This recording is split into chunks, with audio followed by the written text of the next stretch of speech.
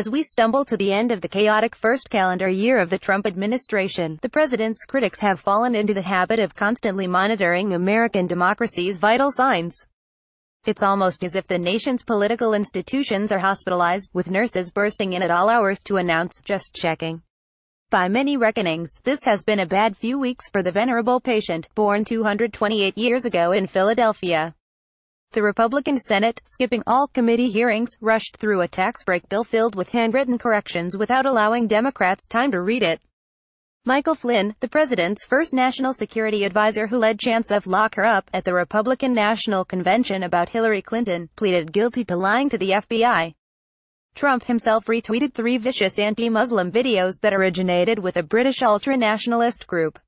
Wait, there's more. There was, of course, the mysterious tweet written by Trump or his lawyer John Dowd, or a squirrel on the White House lawn, implying that the president had known that Flynn had lied to the FBI before Trump pressured former FBI Director James Comey to go easy on him.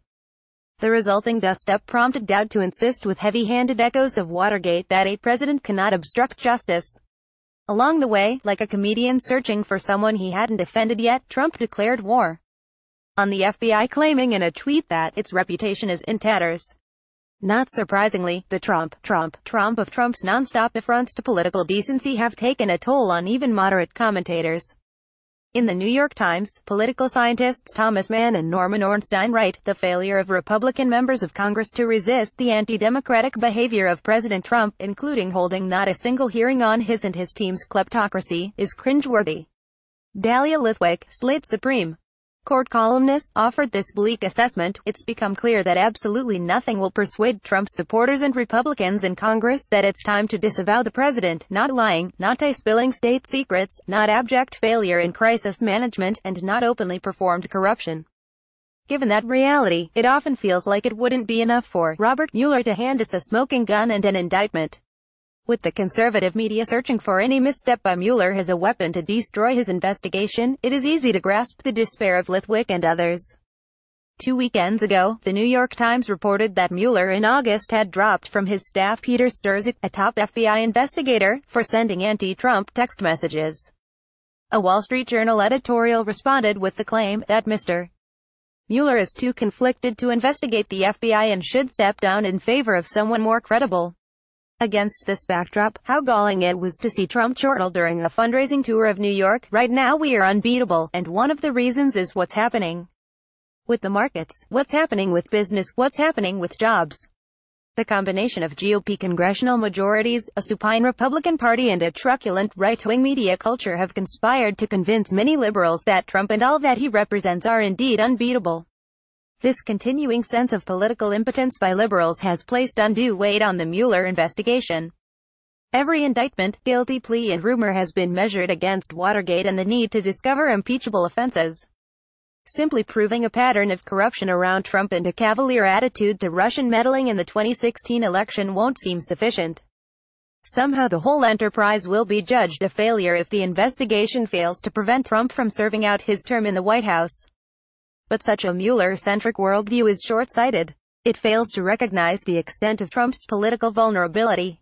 In the Gallup poll, which charts presidential approval back to Dwight Eisenhower, Trump hit his low point, 33% approval 2 weeks ago. The only other president who dipped below 50% approval in his first December in office was, believe it or not, Ronald Reagan in 1981 at 49%. Mitch McConnell's rush to ram the tax break bill through the Senate was another sign of weakness, since it was predicated on fears that Democrat Doug Jones would win the December 12 special election in Alabama. Even though McConnell inaccurately claims that every voter would save on taxes, a new Quinnipiac University poll found that voters disapproved of the legislation by a lopsided 53 to 29% margin.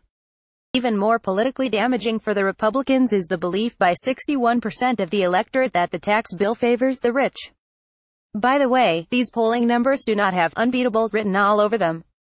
Rather, the words that might better be associated with these survey statistics are one-term president and former House Speaker Paul Ryan, without minimizing gerrymandering. Respected political analysts like Kyle Kondik at Sabato's Crystal Ball give the Democrats a 50-50 chance of winning back the House. After Roy Moore's defeated in Alabama, there is a plausible scenario under which the Democrats could end up with a 51-49 Senate majority in 2019. Trump may seem like a magician with his frenzied attempts at political distraction, but voters in the cheap seats remain unconvinced by the card tricks, especially since the marked decks keep spilling onto the floor.